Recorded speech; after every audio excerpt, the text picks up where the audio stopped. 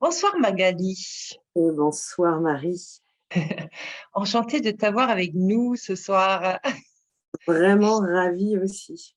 C'est un vrai plaisir de te recevoir en fait dans notre communauté de l'Union des cœurs. Hmm. Cette communauté, elle a quand même été créée euh, pour partager, pour échanger et pour grandir. Tout un programme. Je, Ouais, et donc ça me je tenait suis vraiment à cœur de te présenter parce que tu es pour moi, et je pense pour beaucoup de personnes, une personne merveilleuse. Et donc, quelque part, je pourrais dire, tu mérites, mais en fait, on mérite tous. Mais j'ai vraiment envie de te mettre en avant, de te présenter, enfin, plutôt, c'est toi qui vas te présenter. Et nous, on va juste t'écouter. On va écouter ce échangeons que tu as ensemble. à nous dire. Mais Exactement. je- Donc, je vais te laisser la parole. écoute, chaque jour étant différent et chaque instant étant différent, peut-être que ce matin j'aurais fait une présentation, j'en ferai une autre ce soir. Qu'est-ce qui est là? Je pense que ce que je t'ai envoyé comme présentation sur qui est Magali, mais qui donc est Magali? Et cette notion de cet être du multidimensionnel qui est venu prendre corps dans cette réalité à travers ce corps spécifique, cette singularité spécifique. Ça pourrait être une bonne définition, mais il y a plein de choses qui m'animent, il y a plein de choses qui me traversent depuis ma plus tendre enfance et qui sont restées présentes en fait. Cette notion de cheminement initiatique est centrale, la notion des mystères est centrale. J'ai une partie de ma famille qui est des Pyrénées-Cathares et j'ai grandi à écouter l'histoire des Cathares, de Rennes-le-Château, des mystères. Et je me souviens que je devais avoir peut-être 7 ans. Et j'étais comme ça en train de sortir de Rennes-le-Château et en me disant, la vie est faite de plein de mystères et je vais percer les secrets de ces mystères. Je pense que c'est assez fondateur finalement de ma structure, de ce qui me traverse. Et au fur et à mesure des âges, ben, ça a pris des formes différentes. Je me suis engagée, bon, déjà adolescente, je me posais beaucoup de questions sur tout ce qui était de l'ordre, qu'est-ce que je fais ici, à quoi sert cette vie sur Terre. J'étais très attristée aussi de l'état de l'humanité. Ça m'a vraiment profondément impactée. Et fait perdre pied aussi d'ailleurs. Et j'ai mis du temps à regagner du terrain sur mon propre territoire et retrouver mon temple intérieur en fait. Donc c'est tout un cheminement qui a vraiment démarré de façon très puissante quand j'avais 20 ans, juste au moment Quelque de... part, du coup, tu as, tu es rentré dans ton école des mystères. Ouais, Tu c'est as vraiment... créé finalement toi-même. Ouais, c'est de mon point de vue, et c'était déjà quelque chose qui vibrait et vivait très fort à l'intérieur de moi, c'est que l'école des mystères à notre époque est une école à ciel ouvert. C'est la vie qui nous emmène en fait les initiations. Et à 20 ans, j'ai fait ce qu'on appelle peut-être la nuit noire de l'âme, une très grande dépression, à la fois une crise mystique très forte et une très grande dépression humaine en parallèle, face à toute l'étendue en fait de où est ma place dans ce monde, hein, c'était la fameuse grande question. Et je me souviens très bien de me poser à genoux. J'ai grandi catholique, hein, mais après, j'ai ouvert mon champ de conscience déjà à dire qu'il y avait une grande source qui était là. Et donc, ce n'était pas le Dieu représenté par le dogme catholique que je priais, mais une source, une grande conscience universelle. J'ai dit, OK, si soit je meurs maintenant, soit je demande le soutien absolu parce que moi, avec mes petites épaules et mes petits bras et mes petites jambes, je ne sais pas comment je sors de ce pétrin, en fait. Tu Et tout à avais coup, 20 ans. j'avais 20 ans, ouais. D'accord. Donc, et tout a commencé là, donc véritablement, c'est-à-dire que c'était déjà présent avant, mais mon chemin initiatique concrètement a démarré à ce moment-là. Et ça m'a emmenée sur Euh, voies qu'est-ce différentes. qu'est-ce que tu appelles une crise mystique? Ça m'interpelle en fait ce mot, une crise mystique. J'ai c'est vraiment un lien avec un ressenti très profond, c'est que j'ai senti la présence de Dieu, de la source qui était là, qui était présente, comme un éveil à un champ de conscience plus large, de comprendre que je faisais partie de ce champ de conscience-là et qu'en même temps, dans mon humanité, je me sentais bien petite vis-à-vis de ça, en fait. Et en même temps, je sentais la puissance de qui je suis finalement déjà qui était là, et qui m'appelait, comme un appel intérieur de dire: «Éveille-toi, réveille-toi, sors de ce rêve, cauchemardesque, hein, et viens à ma rencontre». Mais qu'est-ce que c'était «viens à ma rencontre»? C'était où? C'était quoi? C'était comment? Bah, tout mon cheminement, en fait, m'a emmenée au fur et à mesure à aller, explorer différentes voies, à essayer d'écouter différents enseignements. C'est vrai qu'à l'époque, donc c'était en 2000, hein, ça, et il y avait, j'avais quand j'ai voulu aller, dans le rayon de la Fnac pour chercher le livre qui s'appelait La Petite Voix, on m'a envoyée au rayon ésotérique qui était un espèce de petit coin, vraiment, caché Caché. dans l'obscurité presque de la Fnac. Là, je me suis dit: «OK, ma demande est déjà très atypique, donc c'est bien ça». Il y a un côté totalement atypique qui vit à l'intérieur de moi, mais en même temps, c'est ça qui m'anime, donc et Du coup, d'après ce que tu dis, on a l'impression que tu étais seule. ouais, Donc, tu étais seule dans ce cheminement, certes, mais tu n'étais pas entourée non plus de personnes qui auraient pu te comprendre ou te conseiller. une personne seulement. Une personne de mon entourage très proche, qui est la compagne de mon frère, avec qui on a vraiment, cheminé ensemble, en fait, et on continue encore à cheminer ensemble aujourd'hui. Et c'était la seule personne avec qui j'avais vraiment, la possibilité d'échanger dans ces profondeurs-là, dans ces questionnements-là. On avait vraiment ce même point de quête, finalement, de quête intérieure, de quête de compréhension qu'on avait en commun. Donc fort heureusement, c'était vraiment j'ai envie de dire mon espace salvateur, parce qu'au moins je n'étais pas seule et je pouvais partager. Mmh. Et au fur et à mesure de mon cheminement, et ben, j'ai rencontré de plus en plus de personnes qui étaient dans la même voie que moi. Je me sentais totalement être un ovni et j'aimais être cet ovni, donc c'était pas problématique pour le coup, pour moi. C'est que, depuis mon adolescence, j'ai appris finalement à valoriser ma différence et à aimer ma différence, en fait. Donc ça, c'est vraiment quelque chose qui fait que, le côté atypique et iconoclaste ou inclassable me convenait bien. J'avais une copine qui n'était pas du tout dans cette, perspective-là, et elle me disait: «Ah bah, c'est ma copine, celle qui parle aux plantes». D'accord, bon ça va, ça va. Et je trouvais ça drôle, en fait, ça me faisait rire et je trouvais ça marrant parce que bon, d'un autre côté, je pouvais me comporter comme un humain classique aussi, donc ça ne m'empêchait pas de pouvoir jouer sur les différents tableaux et de rentrer un peu dans les cases quand même, aux endroits où il y avait, peut-être nécessité pour, garder contact, en fait, avec le monde, cette forme de réalité, en tout cas. C'est vrai que c'est assez difficile, d'être différent et si je t'écoute, en fait, j'ai l'impression que c'était pas vraiment une difficulté pour toi. C'était, c'est comme si tu avais accepté, dès que tu étais toute petite, qui tu es.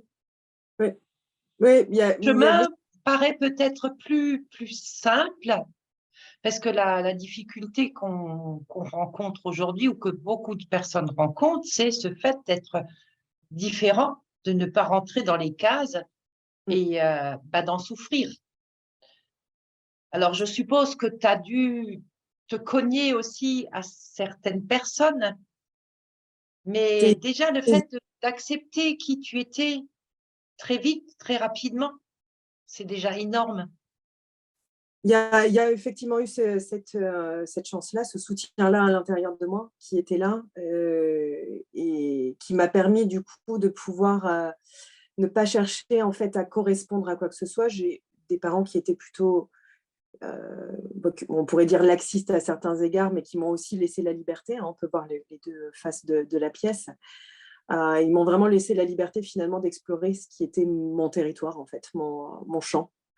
Mon champ initiatique et donc ils n'ont plus qu'observé en fait. Je pense que j'avais une âme très libre et un électron libre en fait. Je me suis toujours sentie de cette façon-là comme au collège, au lycée, je pouvais rentrer dans différents groupes en fait, mais ne jamais faire partie d'un groupe uniquement. J'aimais me nourrir en fait de la différence et de tout ce que je pouvais apprendre à chaque endroit. Donc ça, c'est vrai que ça a été une force très grande pour moi. Après, ça n'a pas ôté plein de difficultés à plein d'égards, quoi qu'il en soit. Mais c'est vrai que je me suis inscrite dans ce chemin-là dès jeune adulte, en fait. Ce qui fait qu'aujourd'hui, 23 ans plus tard, je pourrais dire que j'ai une assise interne que peut-être d'autres personnes qui n'ont pas eu cette ressource-là active aussi jeune à l'intérieur d'eux explorent peut-être encore en fait. Et donc, cette force mystique sur laquelle tu t'accrochais ou tu comptais, elle t'a accompagnée aussi depuis le début. Est-ce que tu savais qui c'était ou est-ce que c'était quelque chose que tu ressentais à l'intérieur? Comment tu l'as ressenti, cette force mystique? Une, une expérience très qui me montre bien en fait cette voix intérieure qui était extrêmement, alors on pourrait dire est-ce qu'elle est intérieure ou elle venait me susurrer. Pour moi, c'est à peu près toujours la même chose finalement. C'est une guidance interne. On pourrait dire que c'est mon soi finalement qui me guidait, des parties de moi, de ma conscience qui étaient présentes, peut-être une force plus grande aussi, peut-être des guides. J'aime bien laisser le mystère à cet endroit-là en fait. Je trouve que ça n'a pas. J'aime toujours dire que ça vient de l'intérieur, quoi qu'il en soit. D'accord, Et d'accord. je travaillais dans une agence de voyage et un jour j'avais envie de me reconvertir en disant bon, c'est pas le bon endroit. Et j'avais découvert les fleurs de Bach. Et juste à côté de l'endroit où je travaillais, il y avait une boutique spécialisée dans les élixirs floraux, donc pas que les fleurs de Bach. Je rentrais dedans, c'était la caverne d'Ali Baba. J'avais l'impression d'être à la maison, véritablement. Et j'étais en train de prendre ma pause repas, mon café, et j'étais là, oh là là, qu'est-ce que j'aimerais bien quand même pouvoir travailler à cet endroit-là. Il y a vraiment cette voix à l'intérieur qui m'a dit, mais vas-y.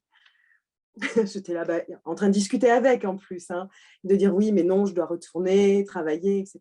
Et il y a vraiment eu comme un espèce de truc de coup de pied aux fesses presque, hein, qui arrivait de tu te lèves et tu y vas.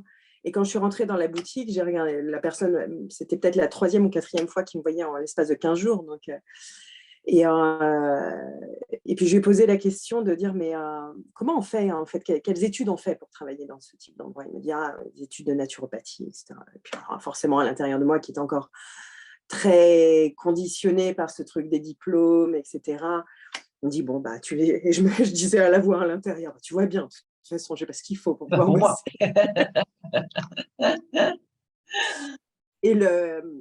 Et ce jeune homme me regarde en me disant pourquoi ça t'intéresserait de travailler ici. Et je dis, bah oui. Il me dit bah, justement, il y a un poste qui s'ouvre, on cherche une vendeuse. Je dis mais je ne suis pas formée. Il m'a dit c'est pas grave, amène ton CV. Et ça, c'était peut-être le mercredi. Le jeudi, j'amenais mon CV. Le vendredi, j'avais l'interview. Et dès 2 heures plus tard, j'avais la réponse comme quoi je commençais dès le lundi, en fait. Donc, j'étais juste. Donc, ça a été une Dans les transition. élixirs floraux, quoi. Exactement. Donc, ça, c'était en 2003. Et tout mon chemin, en fait, œuvrer vraiment dans le travail, en fait, dans tout le monde de l'accompagnement a commencé là, en fait. C'est marrant parce que tu n'es pas la seule qui est passée par là. Enfin, même moi, hein, j'ai commencé par les fleurs de Bach. Pour quelle raison? Je ne le sais pas. Mais il y a beaucoup de personnes que je connais qui ont commencé par là. Alors, c'est peut-être quelque chose aussi où on pourrait dire, on nous guide vers là. C'est peut-être un passage, je ne sais pas. Ce que j'en ai compris, c'est que mon corps émotionnel, qui est un corps particulièrement central en fait dans mon modèle de fonctionnement, était dans un état de confusion plus que total, que c'était le bordel là-dedans, hein, disons les choses. Et que du coup, ça m'a permis de mettre de plus en plus de clarté, en fait, d'affiner la compréhension de mon corps émotionnel, de pouvoir mettre plus de cohérence dans mon corps mental de fait, et de réaligner en fait cette connexion à ma guidance intérieure qui était extrêmement confuse en fait.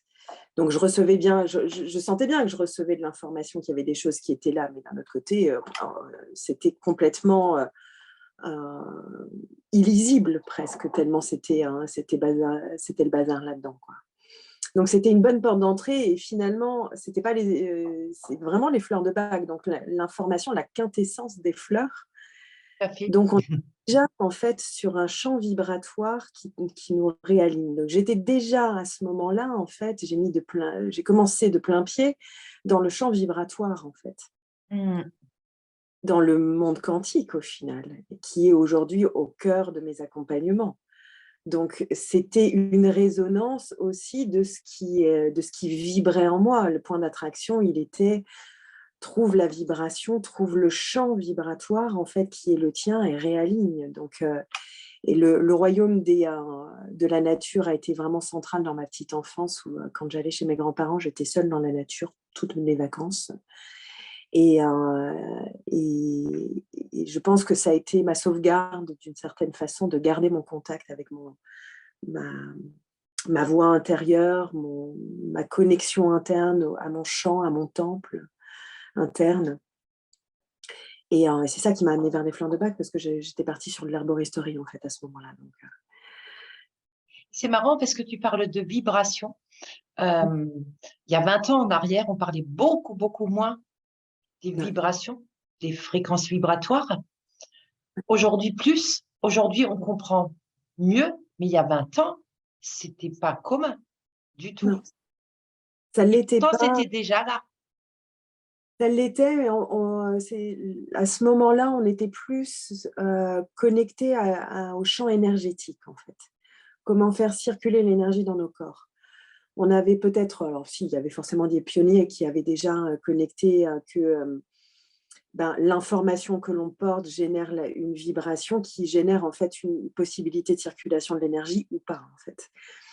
Mais c'est vrai qu'on était encore sur les soins énergétiques. Alors ça a encore de la valeur aujourd'hui, hein, Tout à le point fait. n'est. Mais en même temps, on a besoin d'aller voir plus large. Mais je dirais que c'est aussi une question de conscience générale qui n'était pas encore connectée à un champ plus large. Et donc, du coup, on le voyait encore dans un champ un peu plus restreint, un peu plus réduit. Limité.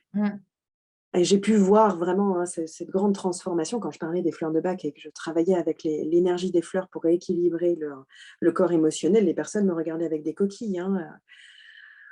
C'était un peu, j'ai même eu parfois des doigts pointés, ou si on avait été à l'époque des sorcières et de la chasse aux sorcières, je me serais retrouvée sur le bûcher très clairement, hein. Donc j'ai pu sentir tout ça, jusqu'au point d'ailleurs à un moment où j'ai arrêté de dire ça et j'ai dit que j'étais coach.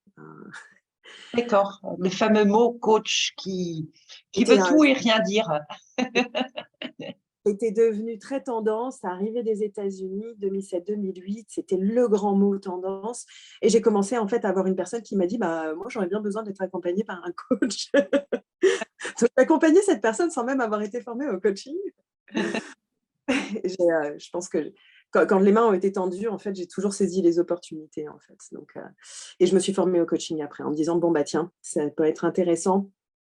Parce que ce que j'ai pu observer aussi dans ce monde des élixirs floraux, c'était un monde très féminin. Et il y avait ça manquait vraiment de stabilité en fait et d'axe, de centre, et de remettre les pieds sur terre. Et c'est vrai que le coaching m'a offert ça, en fait. Et puis aussi, ça m'a formée à accompagner. Parce que Après, c'est vrai que les fleurs de bac, ça travaille beaucoup. C'est des fleurs qui travaillent beaucoup avec les émotions. Et c'est quelque part euh, une psychothérapie aussi, quand on comprend les fleurs de bac. Et le fait d'avoir compris ça, forcément, tu as pu rentrer dans le coaching. ce que j'en ai compris, en fait, en lisant, en apprenant avec différentes gammes d'élixirs, celle qui m'a le plus marquée, c'est celle d'Alaska. D'ailleurs, en 2015, j'ai enfin réussi à m'offrir le voyage pour aller faire le stage des élixirs d'Alaska, qui a été une expérience absolument extraordinaire, parce que la nature est ouverte pendant 3 mois seulement d'été, où là, la flore explose, et de vivacité, de vivance, de vibrance, en fait. Et donc, c'est vraiment avec cette gamme-là que j'ai le plus connecté et résonné, bien que toutes les autres soient magnifiques aussi. Mais c'était plus proche de mon essence, en tout cas. Et ça m'a permis, en fait, de découvrir la nature humaine, de lire et d'apprendre, en fait, sur chacune des plantes. C'est de comprendre toutes les facettes de la nature humaine, du diamant, finalement, que nous sommes, et qui est facetté tellement de facettes différentes, de champs de conscience différentes, d'expression de notre du champ de conscience, en fait. Que ça m'a vraiment permis de connecter, en fait, à cette nature profonde de l'humanité, en fait, et de la vie en général, en fait, mais de la vie humaine plus spécifiquement, quand même. Alors, Et après, c'est de savoir comment on accompagne, en fait, la nature humaine à retrouver son expression libre, en fait, sa créativité, son mouvement de vie. Et raconte-nous comment tu es arrivé, comment tu as poursuivi en fait.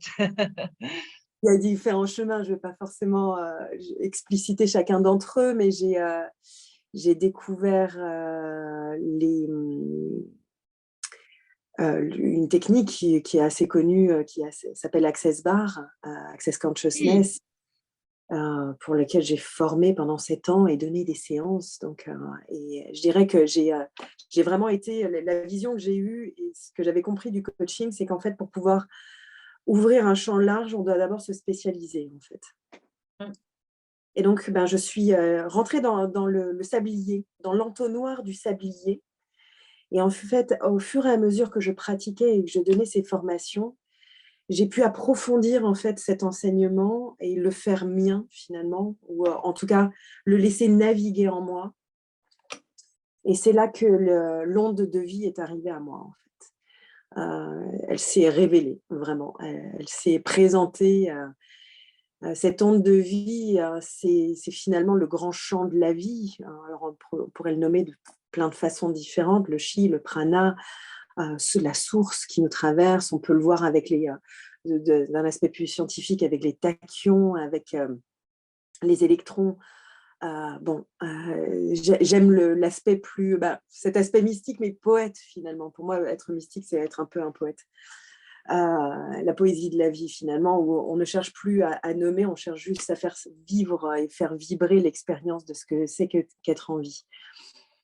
Et l'onde de vie, c'est ça, c'est d'amplifier, c'est une technique vibratoire en fait, et c'est d'amplifier cette onde de vie qui nous traverse et qui vient montrer en fait les espaces où il y a des résistances à se laisser traverser par cette onde de vie. Donc c'est une des approches que je pratique aujourd'hui, qui a été Aujourd'hui, tu ne pratiques plus avec Access. J'ai arrêté de pratiquer avec Access, j'ai refermé la porte là vraiment définitivement il y a 3 semaines, où j'ai le site qui est mon site internet qui est à mon nom, avait encore la proposition d'Access, et il y a 3 semaines j'ai senti que non, c'était la naissance de mon nouveau jeu, et mon nouveau jeu terrestre, et le jeu aussi de jouer cette vie. Et donc du coup là c'était le temps effectivement de remercier vraiment profondément cet enseignement que j'ai reçu en me laissant guider en fait par la conscience qui traversait les barres finalement, et qui m'a enseigné merveilleusement bien, et j'ai une grande gratitude pour ça. Après, je dirais que la structuration qu'il y a autour promeut cet outil-là. Ça fait déjà plusieurs années que je m'en étais décrochée. Enfin, je ne suis jamais vraiment rentrée dedans. J'ai toujours mené mon petit bonhomme de chemin là-dedans. Mais là, c'était vraiment le temps de refermer la porte à ça. D'autres C'est vrai enseignements. que Access Bar, c'est un outil extraordinaire pour notre propre évolution. Parce que moi, je l'ai pratiqué, mais surtout sur moi. Et c'est vraiment ça qui a tout déclenché, qui a déclenché tout le reste. Donc, effectivement, c'est un outil incroyable. Mais comme toi, je ne suis pas rentrée dans le système de ce qu'il propose parce que pour moi, c'était c'était quelque chose de, comment dire, de plus fort, de plus puissant que ce qu'il montrait ou ce qu'il donnait, ou je ne sais pas. Après, c'est peut-être moi, parce que je fonctionne comme ça, avec tous les autres outils d'ailleurs. En fait, j'ai toujours approché un outil et la personne qui l'enseignait à écouter, à recevoir, à trier, je dirais, en fait, au milieu de tout ça, mais de m'en nourrir aussi. Et jusqu'au moment où c'était, ça y est, j'avais reçu l'enseignement. Inscrit. Et c'était intégré. C'est plus un outil pour moi, en fait. C'est devenu une expression Toi. une facette d'expression, en fait. Et juste pour toucher deux mots sur ces fameux bars, ces 32 points, que je préfère le nommer la technique des 32 points, comme ça enlève toute la structure qu'il peut y avoir derrière. Ça ouvre notre champ de conscience, effectivement, et ça nous permet de connecter notre disque dur cérébral à notre conscience, ce qu'on pourrait appeler le mental supérieur, en fait. À une plus grande conscience, à une conscience plus élevée. Donc, c'est tout à fait juste ce qu'ils expriment par rapport à ça. C'est on ouvre le champ de conscience et on agence en fait on réagence en fait notre disque dur d'ici pour permettre en fait d'avoir des pensées qui soient plus alignées et finalement un mental qui est animé et relié au cœur et donc du coup qui n'est plus prédominant en fait dans la course de la création de notre réalité en fait. Et ça prend le relais en fait finalement dans tout notre ressenti et dans un champ plus large en fait de conscience. Donc c'est vraiment cette pratique-là m'a vraiment apporté, a ouvert une porte immense pour moi et j'ai énormément de gratitude du coup pour ce que ça a pu m'apporter. Mais il était temps de passer à autre chose.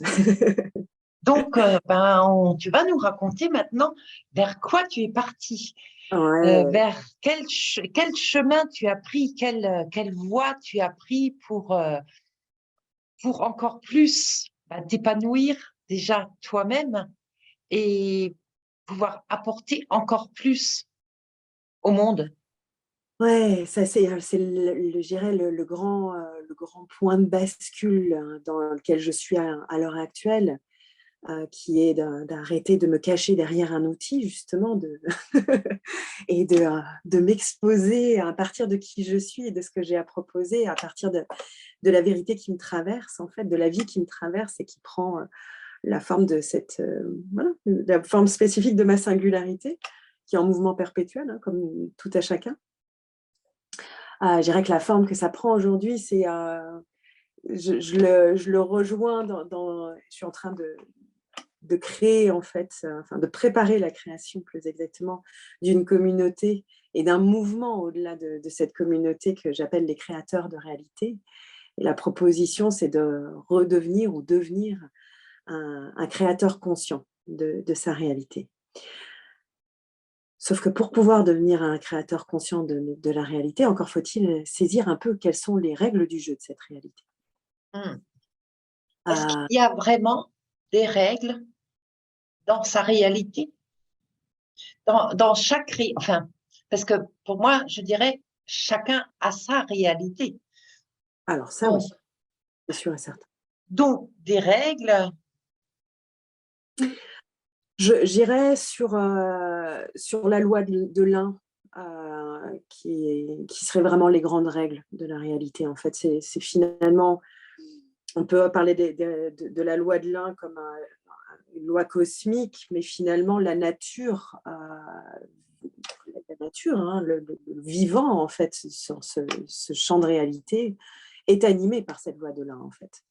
Donc, c'est comme des grands piliers, des grands fondements, en fait, de comment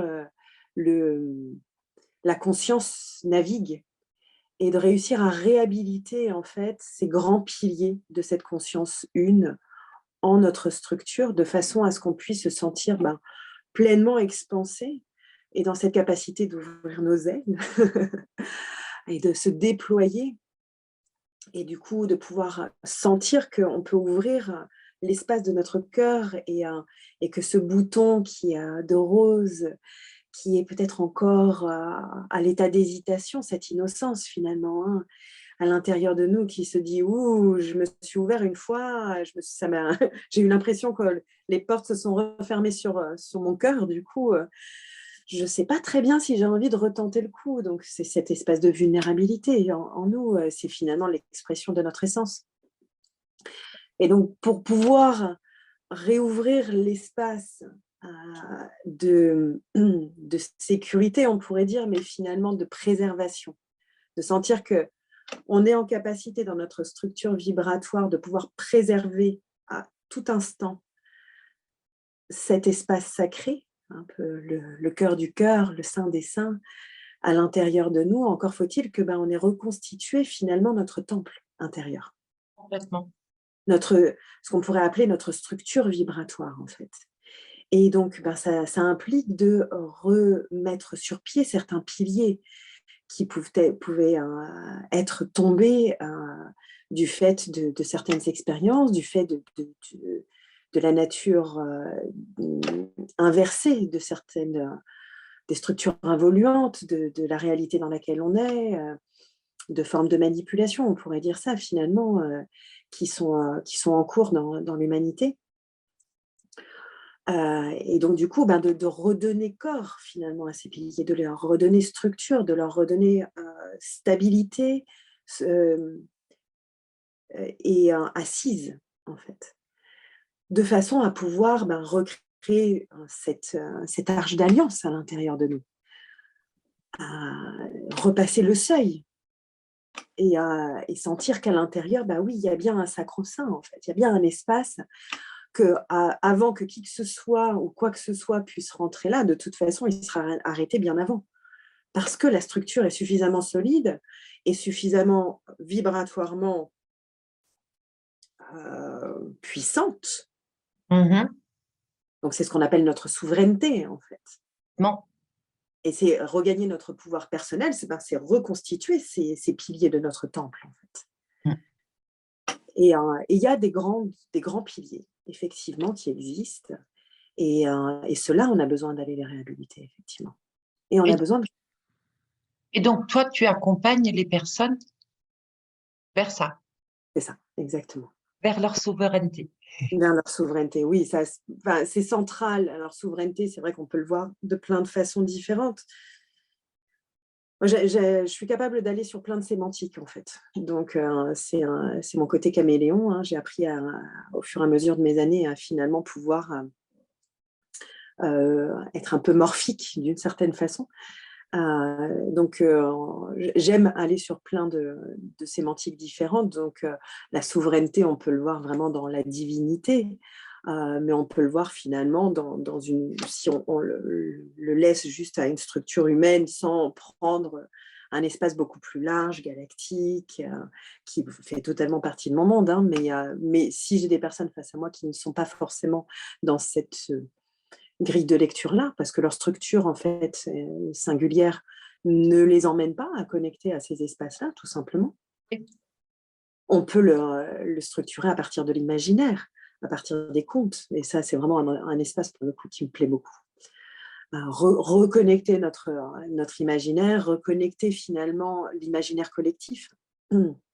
Et quand je parle du temple, chacun verra son propre temple, en fait. Ressemble à quoi le vôtre?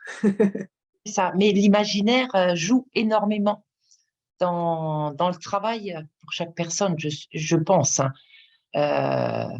Parce que j'utilise l'imaginaire depuis toujours. Hein, Et ce que je peux souvent dire, c'est que quand on est né, la première chose que nous avons connectée, en fait, c'était l'image. Ouais. Et Et le on se souvient de l'image. Donc, c'est vrai que beaucoup de personnes peuvent dire, oui, mais moi, j'imagine ça ou ça ou ça, mais c'est peut-être pas juste. Si, parce que c'est notre propre imagination qui va nous conduire. Alors c'est intéressant parce que donc une des pratiques pour guider sur ce chemin de reconnexion à soi, à notre temple intérieur, je passe par l'hypnose quantique. Et Oh. l'hypnose alors c'est effectivement, j'ai commencé par l'hypnose de régression quantique, de régression spirituelle. Enfin, je me suis formée à différentes approches, dont celle de Dolores Cannon. Je dirais qu'aujourd'hui, comme n'importe quel outil, j'ai navigué avec ces espaces-là, et je me suis formée en parallèle à un outil qui s'appelle la guidance quantique et qui unit en fait ces deux formations, ces deux grilles de lecture finalement. Enfin, la grille de lecture de la guidance quantique m'a permis de comprendre justement la structuration en fait de notre psyché aussi, et de notre champ vibratoire et de notre structure, etc. Et je le mets au service en fait de ces accompagnements en hypnose quantique qui sont moins à l'heure actuelle en fait à les connecter des vies antérieures, chose qui existe tout à fait, mais finalement aujourd'hui je pense que en tout cas ce vers quoi je suis guidée, c'est cette connexion en fait à notre rêveur, à nos Mm. espaces profonds. Mm. À- et, et justement dans ce champ du rêveur, c'est bien finalement tous les symboles, les codes, des nombres, des vibrations qui sont du coup des couleurs, des sons, des images qui viennent en fait se formuler pour raconter une histoire. Et ça, c'est sublime parce que beaucoup de personnes, en fait, dans les séances, quand ça apparaît, ils se disent « Ah, mais j'étais en train… ça ne doit pas être vrai parce que j'étais en train de l'imaginer. » Mais en fait, ce que j'entends qu'ils disent, c'est « J'étais en train de l'inventer. » Mm. Et il y a une grande différence entre inventer et imaginer. Inventer, c'est quelque chose que l'on élabore à partir, effectivement, d'un espace mental. Pas que, hein, il y a de l'émotionnel, etc. Imaginer, en fait, c'est quelque chose qui jaillit, qui surgit. Ce n'est pas une création de notre humain. Mm. C'est une émergence de nos profondeurs. C'est notre source qui vient nous parler. Et donc, c'est se mettre à l'écoute, c'est être en contemplation, finalement, l'imaginaire. Et de voir quelle forme ça prend. Donc, on n'est pas du tout sur le même champ, en fait. Exactement. Tu as tout à fait raison euh, c'est vrai que les gens, quand ils disent c'est pas vrai, mes images, je ne sais pas si elles sont vraies, effectivement, ils pensent qu'ils l'ont inventé. Alors Il que croit ces qu'il faut trouver images, en oui, fait, il faut des histoires. alors que ces images sont tellement, effectivement, viennent de nos profondeurs, parce ils apparaissent comme ça. Ça vient pas de nulle part. Alors certes, avec des images probablement que nous avons déjà vues, parce que faut qu'on les comprenne aussi. On Absolument. n'aura jamais les mêmes images, euh, mais ça voudra dire la même chose. Parce que pour moi, l'image ou l'imaginaire est symbolique. Absolument. Ça parle Symbolique. du… C'est les rêves, en fait. C'est Ça. finalement se connecter en conscience à notre rêveur, donc au rêve, finalement, ce qu'on appelle le rêve nocturne. Finalement, on peut… Alors, il y a des techniques qui s'appellent le rêve éveillé, des choses comme ça. La grande différence, je dirais, que dans cette approche d'hypnose quantique, c'est qu'on est là pour transformer, en fait, pour réhabiliter. Dans le rêve éveillé, on vient connecter de l'information, mais on n'en fait pas forcément quelque chose. Alors que dans l'hypnose Ça quantique, dépend des rêves éveillés. ça dépend des approches, effectivement. Donc, pardon, je ne suis pas une grande connaisseuse sur l'approche. Parce que justement, avant qu'on se connecte ce soir, je me suis remise dans les rêves éveillés dirigés que Ok. j'ai apprises au moment de la psychologie transpersonnelle et j'ai adoré ça. Et je pense que c'est à ce moment-là aussi que j'ai compris que l'imaginaire était réel. ou était quelque chose de réel qui pouvait aider justement notre intérieur, notre humanité à s'élever et à se libérer. Ben, il suffit de revenir en fait aux populations natives, donc celles qui étaient encore en reliance avec leur nature, la nature et la nature humaine et la nature de la vie. C'est bien par les contes, les fables, Exactement, les transmissions, que les initiations se font et se transmettent et se perpétuent en fait. Donc c'est bien notre propre, c'est d'aller connecter à l'initiateur en nous qui va nous enseigner à l'endroit où nous sommes avec notre propre référentiel. exactement, exactement. Donc, c'est ce que tu proposes en fait dans l'hypnose régressive, quelque part. Ça a pris cette forme-là. Mm. Ça a pris cette forme-là parce que finalement, j'ai réalisé que ce qu'on appelle les vies antérieures, bon, c'est bien la simultanéité de toutes les vies finalement, mais bon, on reste quand même dans une forme de linéarité, on va dire, dans notre approche encore intellectuelle. J'ai réalisé, et par la lecture aussi du livre des 3 vagues de volontaires de Dolores Cannon, qu'en fait, on peut arriver, on peut ne pas avoir eu aucune expérience terrestre et avoir pris des mémoires et les avoir engrammées dans notre structure vibratoire avant notre naissance. Et finalement, on porte des mémoires qui ne sont pas forcément celles de notre expérience. Mm. C'est passionnant, hein, mais ça vient parler de quelque chose. En fait. Finalement, je réalise que c'est le grand inconscient collectif et que de dire ce sont mes vies antérieures et de vouloir s'attacher en fait au fait que ça, d'une certaine façon, ça m'appartient. Je sais pas, il y a quelque chose qui s'est dissocié de ça en fait et de dire ben, j'ai peut-être la responsabilité de certaines des vies pour pouvoir libérer en fait le champ de l'inconscient collectif de cette humanité, de certains pièges, de certaines récurrences, de certains choix erroné, hein, qu'on peut appeler le péché, hein, mais qui finalement est un... J'ai loupé ma cible, en fait. Je suis passée à côté de l'amour, en fait. Parce que tout ce grand champ unifié, finalement, c'est bien un champ d'amour, hein, mais l'amour, pas l'émotion. Hein. Et donc, du coup, d'ailleurs, ça m'a posé dilemme, problème presque à un moment en me disant, mais quand j'ai commencé à voir disparaître les vies des séances que j'accompagnais et de me dire, mais qu'est-ce qui s'est passé? Comment ça se fait que les vies disparaissent en fait, que les personnes ne connectent plus à des vies?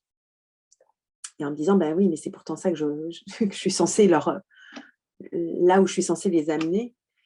Et j'ai réalisé qu'en fait, le champ de transformation qui leur était ouvert, parce que c'est un champ quantique qui s'ouvrait tellement large, en fait, de reconnexion à eux-mêmes, aller au-delà. C'était comme si j'étais passée sur une octave, un champ harmonique autre dans ma propre structure, mais donc du coup, j'emmenais aussi les personnes dans cette autre octave. Ce qui m'amène à dire que peut-être la façon dont moi j'accompagne aujourd'hui, cette hypnose quantique ne correspond pas forcément à tout le monde, en fait. Mhm. Et je suis en train de reformuler d'ailleurs ces accompagnements-là en disant bah, c'est pas forcément un rendez-vous, mais ça peut être de multi-rendez-vous. Et c'est justement un champ initiatique dans lequel on rentre. Et à chaque rencontre, à chaque retrouvaille avec soi-même, via ma présence finalement, mais c'est bien des rendez-vous de soi à soi en fait que l'on s'offre. C'est de pouvoir aller encore plus profondément dans reconnecter en fait notre connexion à notre ressenti, à notre source interne. En fait. Et c'est ça que j'accompagne aujourd'hui. C'est pour ça que je l'appelle une hypnose de connexion quantique. C'est vraiment comment est-ce que je reconnecte ma source interne qui jaillit et qui pousse à l'intérieur de moi et qui, quand elle jaillit, finalement, c'est ce feu sacré qui se révèle et se réveille en mon corps, en ma structure et ce champ de vie, finalement, qui réémerge. Donc là, je suis en train de reformuler mes accompagnements justement avec cette hypnose-là, parce que je vois bien que je ne suis plus là où Dolores Cannon accompagnait et que je suis dans un nouveau champ en fait d'exploration par rapport à ce type C'est ton évolution, tout simplement. de... C'est ton évolution ou c'est l'évolution de l'humanité également, hein. On, Pas de pair de toute façon. voilà, Je viendrai. parce que c'est vrai que moi j'ai fait l'hypnose régressive avec toi, qui était quelque chose d'extraordinaire. Mais en y réfléchissant, effectivement, les personnes sont peut-être pas prêtes à passer autant d'heures euh, déjà avec toi, pas que tu les déranges, mais pour l'intégration, c'est peut-être mieux de faire comme tu le fais dans la guidance quantique, Ouais. où tu fais des modules, je crois, hein, qui sont donc plus courts, euh, parce que j'ai quand même l'impression que certaines personnes, alors pas tous, hein, moi j'ai pu te suivre dans ces 9 heures ensemble. Bon, Et c'était c'est exceptionnel. Mais je pense que faire des plus petites sessions pour pouvoir bien intégrer, c'est hyper important. la nouvelle proposition qui va émerger, qui va plutôt être sur 3 fois 3 heures, en fait. C'est ça, Euh, et de pouvoir prendre le temps et de mettre un focus à un endroit et de ne pas y aller pêle-mêle, en fait. Et de dire, OK, c'est quoi l'essentiel qui est aujourd'hui? Et c'est bien l'essentiel, hein, cette essence du ciel. C'est quoi ce que l'on vient s'offrir, en fait, comme transformation? Et c'est quoi le pilier, finalement, qui demande à être réhabilité pour pouvoir, justement, que cette source, que cette fontaine de jouvence, cette fontaine de vie, cet élixir vitae, on puisse reboire à cette source-là, en fait. complètement. Et du coup, tu fais cette guidance quantique, tu l'appelles guidance quantique du coup, ou hypnose quantique, ou tu Alors, l'appelles comment exactement? finalement, au départ, c'est deux approches différentes. C'est vrai qu'aujourd'hui, elles sont en train d'aller dans la même direction, mais dans l'aspect hypnose, il y a vraiment cette plongée à l'intérieur, en fait. Bon, dans la guidance, finalement, ça peut être amené à ça aussi, mais dans la guidance, il peut y avoir aussi des enseignements. Il y a des endroits où je peux prendre le relais, en fait, si nécessaire. Ça va vraiment se formuler, en fait, en fonction de la personne que j'ai face à moi et de la demande qui est présente au moment où la rencontre se fait.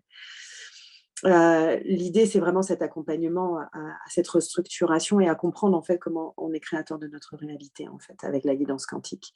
Avec l'hypnose quantique, je peux aussi approcher ça. De toute façon, je peux pas me scinder, c'est-à-dire que les connaissances et les savoirs, en fait, qui jaillissent à travers moi, ils se mettent en application quel que soit l'endroit, en fait, où je les pratique. Complètement.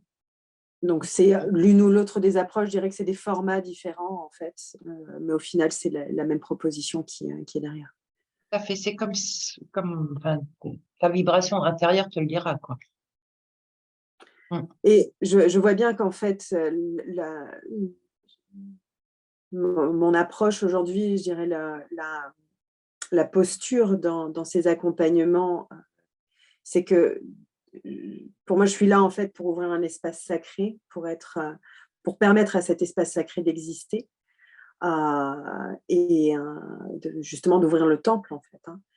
Et le grand temple, c'est un temple plus vaste et dans lequel la personne, en fait, va pouvoir découvrir son propre temple et, et être guidée. Mais je suis là pour être cet espace, en fait, et de conscience, et tout jaillit. Donc, je dis aux personnes, mais en fait, vous venez me voir pour vous voir, en fait.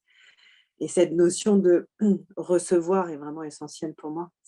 On est là pour recevoir, se voir à nouveau. Et mon intention est d'être le miroir le plus juste, en fait, dans cet écho que je viens faire, dans ce miroir que je peux être. Suppose Pour que, que ce que tu viens de dire, tu es cet espace, en fait. parce que je ne fais rien, en fait. Oui, je te comprends. Et en même, et en même temps, je dirais que tout le parcours et le cheminement que j'ai pu faire jusqu'à aujourd'hui et toutes ces explorations à plein de niveaux différents que j'ai pu faire, ou en tout cas dans lesquels j'ai pu aller, me permettent justement de pouvoir être cette présence, en fait. Là, on parle de présence. Euh, et ça a de la valeur, évidemment. Donc, Ah bah, c'est important. j'inclus totalement la valeur de ce que j'apporte dans ma présence, tout en sachant que c'est un peu comme Jésus, hein, je veux dire, il ne, les miracles qui ont pu être faits, c'était peut-être lui qui les commandait, mais c'était aussi la personne qu'il avait en face. Hein. Il n'a pas proposé des miracles en fait à toutes les personnes. Hein. De Tout le toute monde n'est pas façon, on forcément. dit toujours, hein, c'est nous-mêmes qui nous guérissons, c'est nous-mêmes qui décidons. C'est notre foi qui nous guérit en fait. Hein. Exactement. Effectivement, c'est bien d'avoir une personne à côté de nous ou une personne qui nous guide, qui nous montre vers où aller, mais on ne pourra pas faire pour elles. C'est elles qui vont prendre la décision, c'est elles qui vont faire. Chacun, c'est ça qui est extraordinaire en fait dans ce monde, c'est que chacun est son propre créateur et a son propre pouvoir d'être qui il est. Le, le jour où on comprend en fait que chaque chose qui a émergé dans notre vie, alors notre structure en était créatrice, mais pas forcément le jeu. Et ça, je pense que c'est important de faire la distinction. C'est bien ce que l'on porte dans notre champ vibratoire, donc notre champ vibratoire est constitué d'informations. Donc c'est bien les informations qui sont dans notre champ que l'on émane, donc à la fois au niveau cellulaire et aussi dans les différents corps subtils. C'est ça qui crée notre réalité en fait. Le jeu se retrouve sacrément baladé au milieu de tout ce champ vibratoire crée. Et c'est ça, réapprendre à devenir créateur de sa réalité, à partir d'un jeu conscient que ce qui émerge à l'extérieur, c'est bien quelque chose que je porte à l'intérieur de ma structure, mais sans culpabilité et sans aller se taper dessus. Mais bel et bien d'aller observer, de dire ça, ok, je comprends qu'il y a comme un mécanisme, un schéma, un pattern, comme on dit en anglais, répétitif qui m'emmène toujours à aller regarder là. C'est quoi? Où est-ce que ça se trouve? Qu'est-ce que j'ai à entendre? Qu'est-ce que j'ai à comprendre? Qu'est-ce que j'ai à écouter? Et comment, dans mon pouvoir souverain, je pose un nouveau choix de réalité. Et je ne me laisse plus balader en fait au gré finalement de ce que ma structure, de la façon dont ma structure est programmée en fait. Donc on est bien dans des espaces de programmation et il est temps de réaliser qu'on est programmé et qu'on peut du coup, si on a pu être programmé, on peut également déprogrammer. Et c'est là la puissance du créateur que nous sommes et du créateur conscient, du coup, qui le fait en conscience que nous sommes, c'est de dire j'ai ce pouvoir-là. Mon pouvoir personnel, donc personnel dans le jeu du coup, hein, et on inclut l'ego à l'intérieur. Hein, on ne vient pas lui taper dessus au pauvre ego. Exactement. Et de la programmation, il s'est juste retrouvé pas placé au bon endroit. Exactement, exactement. Donc, il est important de le recaler au bon endroit, cet écho. Donc, le bel ego, moi j'appelle ça le bel ego, et il a aussi son rôle, et c'est un rôle de préservation et non pas de censure, en fait. Ben ça, c'est encore quelque chose qui fait partie de notre conditionnement humain, où combien de fois on a pu entendre, oui, mais ton ego, il prend toute la place. Arrête, t'as un ego trop fort. C'est pas bon. Alors que non. Oui, peut-être, il y en a qui sont plus forts que d'autres. Mais je veux dire, notre ego, moi j'ai souvent dit, mon ego, c'est mon ami. À partir du moment où j'en fais un ami, on peut avancer ensemble, on peut œuvrer ensemble. Parce que j'en ai besoin de mon ego. C'est ce qui nous permet de pouvoir garder structure dans ce champ de réalité. Hein. Donc, il fait partie de la structuration de l'humain, en tout cas du format humain dans lequel on est encore à l'heure actuelle. Donc, ça changera peut-être par la suite, mais en attendant, c'est ce qui est là. Donc, Et, et aussi d'entendre en fait que l'ego réactif, il est finalement l'écho de parties blessées dans notre conscience, dans notre psyché, et que ces parties-là de notre psyché, qui peuvent être différents âges de notre vie, qui peuvent être finalement des échos aussi du transgénérationnel, éventuellement des échos de d'autres vies, effectivement, hein, c'est totalement inclus, euh, viennent raconter leur histoire, et on a besoin d'aller écouter leur histoire, en fait.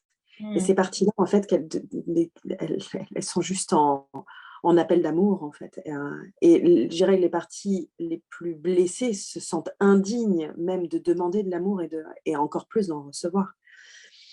Et c'est ces parties-là qui ont besoin encore plus fort d'être approchées avec délicatesse et compassion.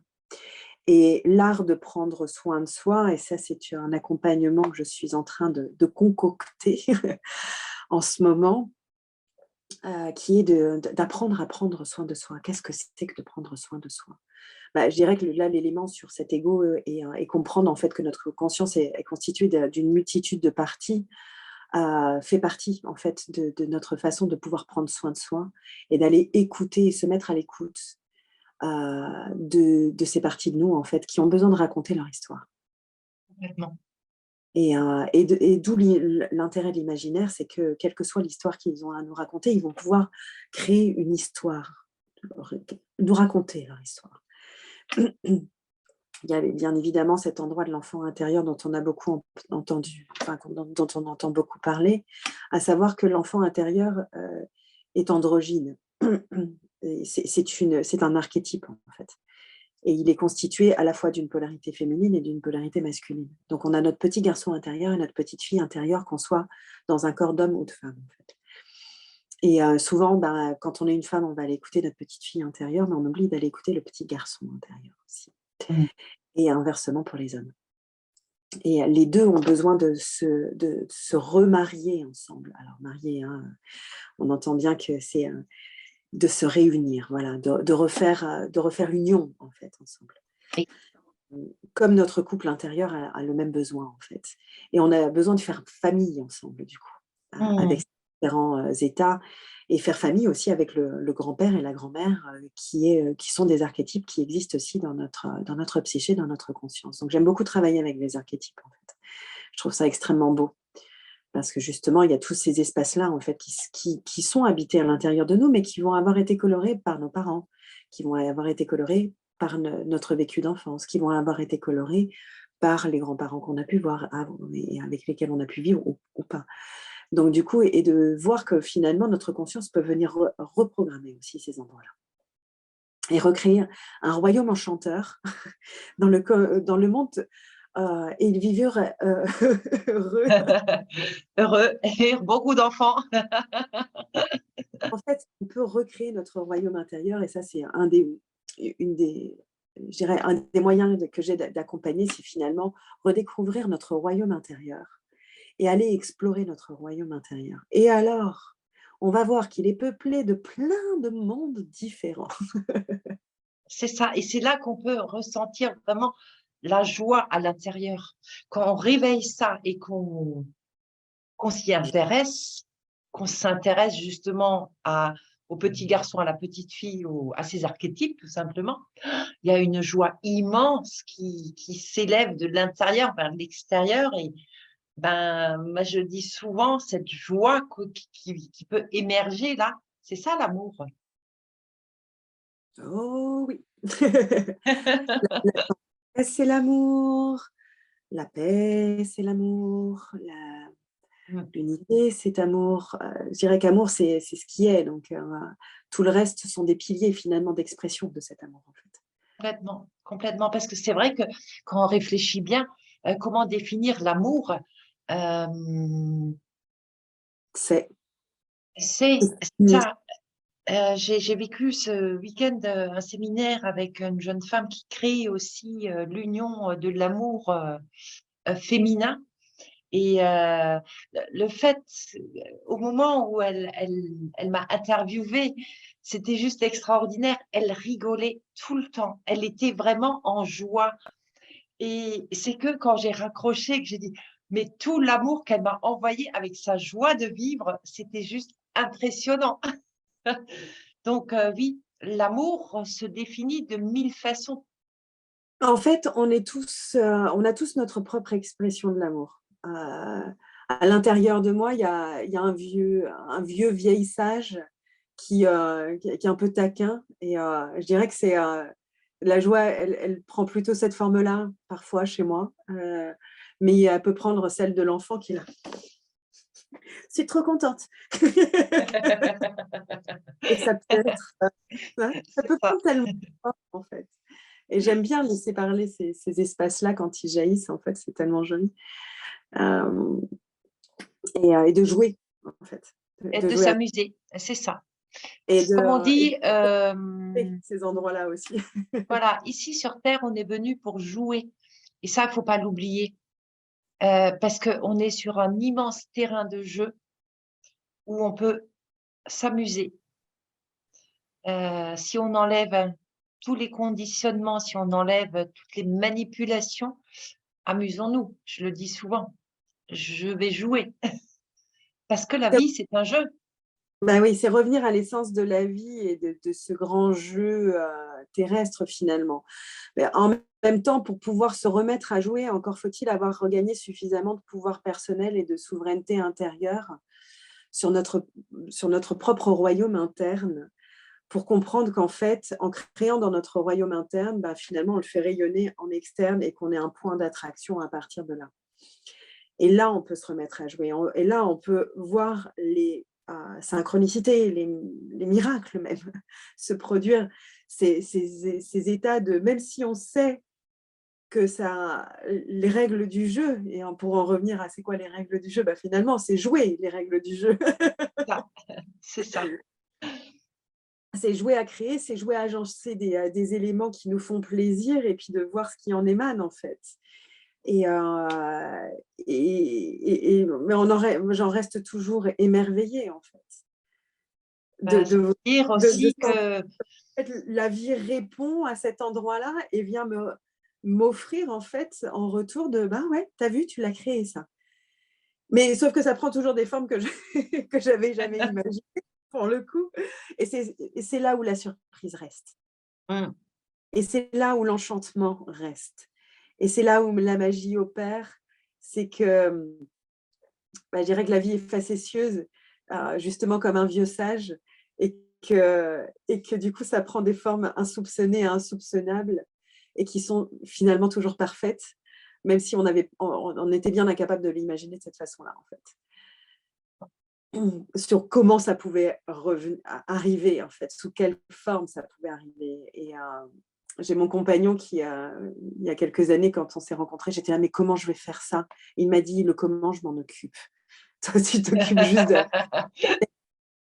Et finalement, à plus grande échelle, j'ai réalisé en fait que la vie, mon soi, on pourrait dire ça comme ça, ma divinité, cette partie plus grande dont je suis une expression, me dit, t'occupe du comment, rêve, imagine, mets-toi, lance-toi des défis qui te font rêver, en fait, qui te font kiffer, qui te réjouissent. Et le comment, t'inquiète, je m'en occupe. génial. Et effectivement, si on rêve si dans notre monde interne est peuplé de manque, de non-existant, d'absence, ben, la vie va aussi nous offrir ça, en fait. Complètement. D'où le fait de réhabiter notre royaume intérieur, Mmh. d'où le fait de recréer notre temple intérieur, d'où le fait de pouvoir sentir que là, on est tout puissant d'une certaine façon. C'est là où notre puissance complète s'exprime. Donc, quand Gandhi, la fameuse phrase qui a été employée encore et encore, dit, mais soit le changement que tu veux voir dans ce monde, mais finalement, vient, Ah, notre responsabilité est de faire le changement dans notre monde, littéralement, d'aller connecter complètement. le monde intérieur qui regorge de vie et de possibilités. Dans notre monde intérieur, il y a aussi beaucoup de territoires qui sont encore en guerre. ou qui sont dévastés par d'anciennes guerres. Et là, on a besoin aussi d'aller porter notre attention sur ces endroits-là pour que la vie renaisse, en fait, dans ces espaces. Et ces espaces figés dans le temps, je dirais, dans cette non-vie, peuvent causer beaucoup de dégâts, en fait, dans notre quotidien et dans notre façon de créer, d'avoir les échos de la création depuis le monde extérieur, en fait. Et c'est vraiment essentiel d'aller réoccuper ces territoires-là. C'est comme ça qu'on guérit. Je pense qu'on est tous des guérisseurs, en fait, de la grande conscience de l'humanité, et qu'en prenant en charge, en fait, chacun de nos territoires, on prend en charge un petit morceau comme le colibri, en fait, du grand tout. Et que la puissance, en fait, des transformations qu'on peut opérer à l'intérieur de nous crée une onde de vie. C'est pour ça que je l'appelle l'onde de vie, c'est cette approche. C'est ces ondes, en fait, qui viennent se répercuter de plus en plus large. J'ai le sentiment profond, je dirais même la certitude profonde qu'un créateur conscient, souverain, vient générer des transformations pour des centaines, voire des milliers, voire des centaines de milliers de personnes, en fait.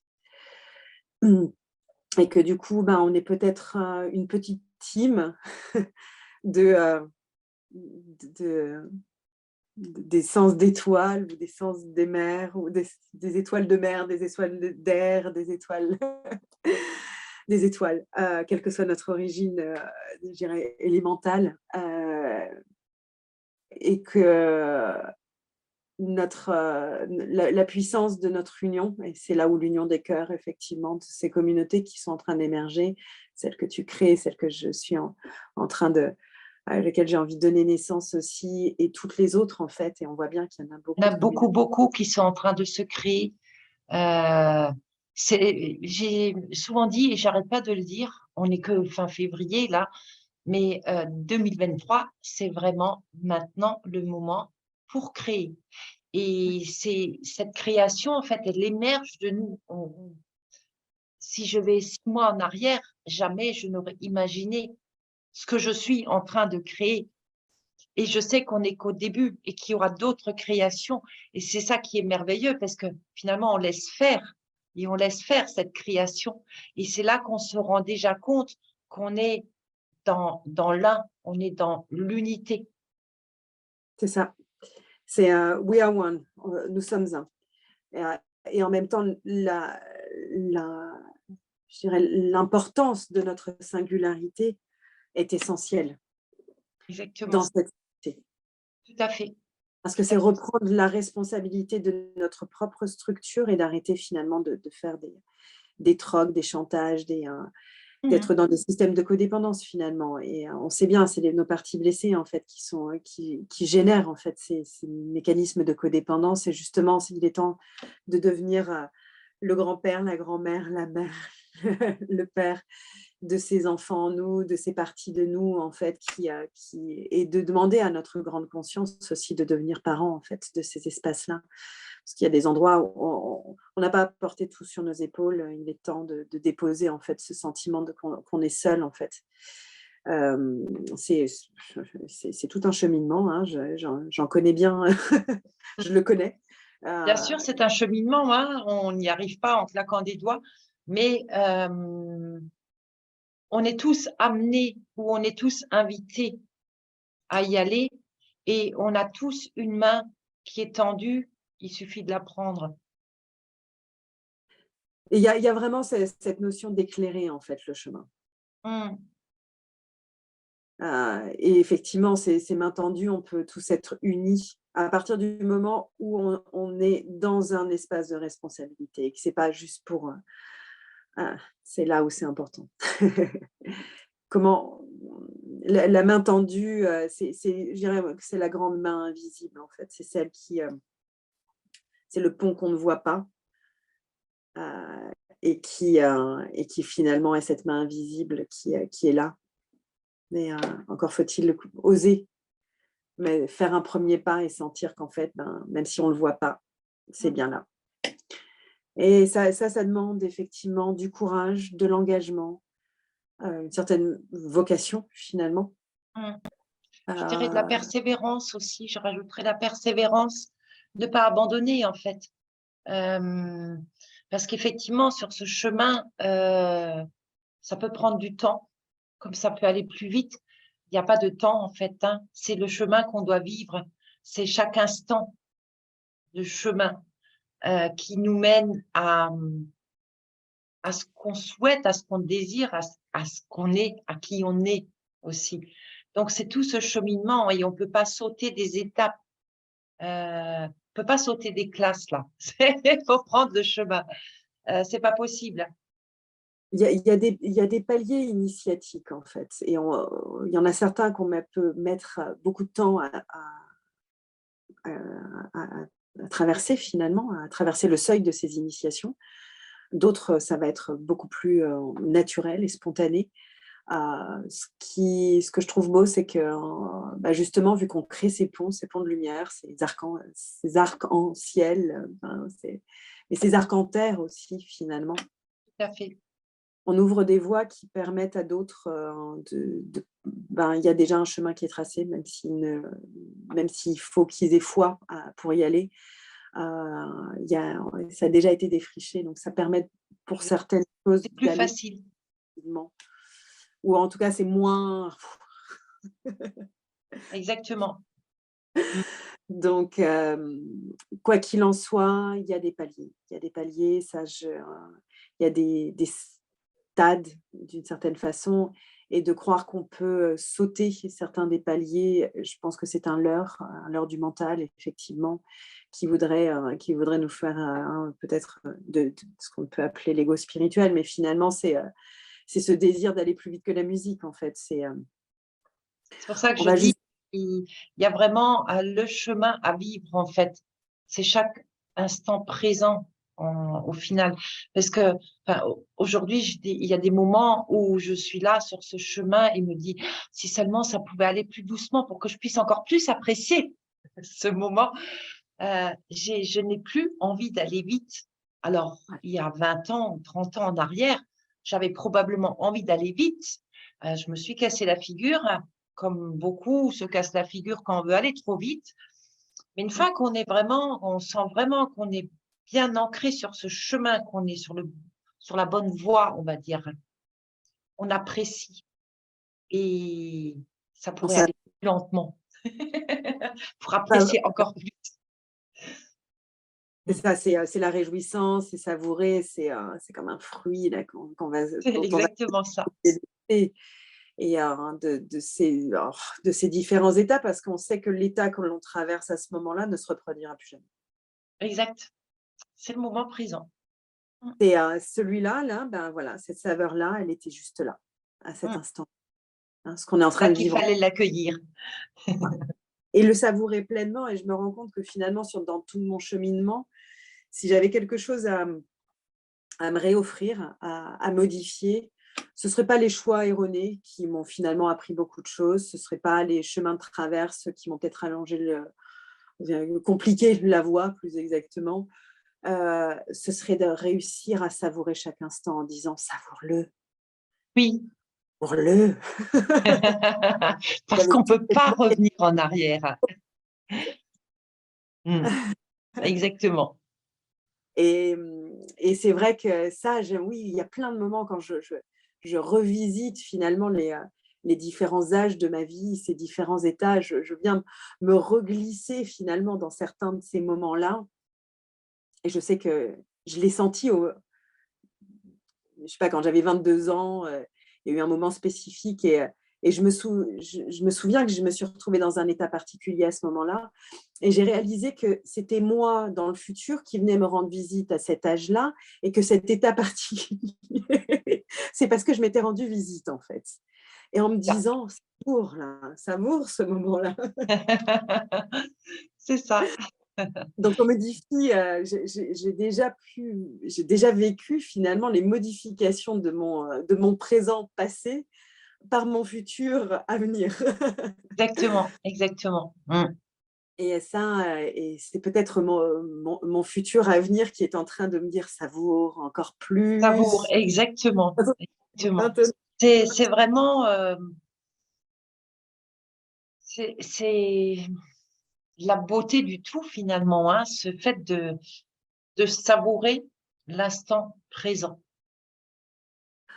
Ah, ça, conceptuellement, ça fait longtemps que je le connais, ce truc-là, hein. Par contre, de réussir à le vivre, c'est une autre histoire. C'est On plutôt arrive, très mais récent. j'ai quand même l'impression qu'on arrive à le vivre de plus en plus souvent.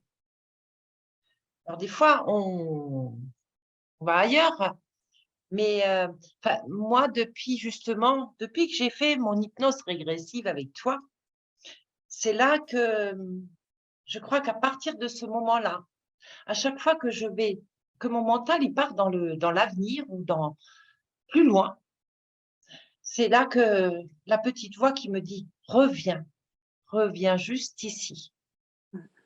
Et c'est tellement reposant parce que c'est fatigant d'être dans l'avenir ou d'être dans son mental qui dit oh il faut que tu fasses ci, il faut que tu fasses ça et puis prépare ci et puis ah là là c'est dur et on On s'y revient, perd. on Ouais. s'y perd complètement et c'est alors je ne sais plus exactement ce qui s'est passé dans notre euh, dans notre Grand chemin. expérience, Non, c'est voilà. voyage, hein, c'est les voyages C'est initiatiques. ça, mais c'est vraiment, si je me souviens d'une chose, c'est que j'ai bougé ma structure. Ça, c'est clair. Ma structure a bougé, je me suis mis à un autre endroit. Et c'est depuis là que, ben, reviens ici, dans le présent. Il y a eu un recalage, en fait. C'est ça, tout s'est remis à sa place, justement. Et donc, du coup, quand on se dépose, parce qu'on dit où est ma place dans ce monde? Mais ta place, elle est là, là, C'est ça, elle est prise là. à l'intérieur de toi, en fait. Mm. C'est ça la juste place. Il n'y a pas de place à se faire, il n'y a pas de place à se créer, il n'y a pas de. C'est se déposer à notre place, en nous, à l'intérieur de nous, dans Encore notre bassin. faut-il savoir où elle est. Et c'est là où justement tous les cheminements se trouvent, tous ces voyages d'aller à la rencontre finalement de c'est où cet endroit-là, c'est où cette stabilité en moi et qu'est-ce qui empêche de pouvoir la connecter pleinement. Et c'est quoi qui résiste encore? Tu vois, j'entends beaucoup ce terme de j'ai des blocages.